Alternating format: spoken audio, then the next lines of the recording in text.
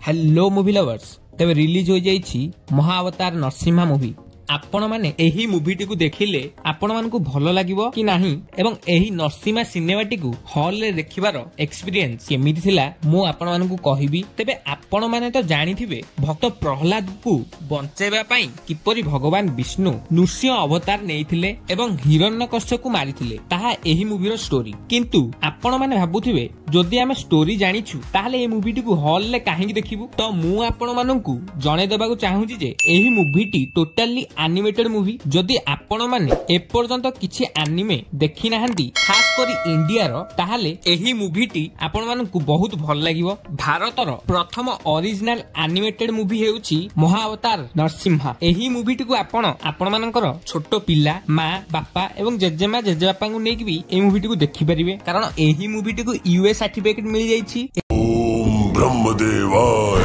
नमः। मांगो क्या वर मांगना चाहते हो।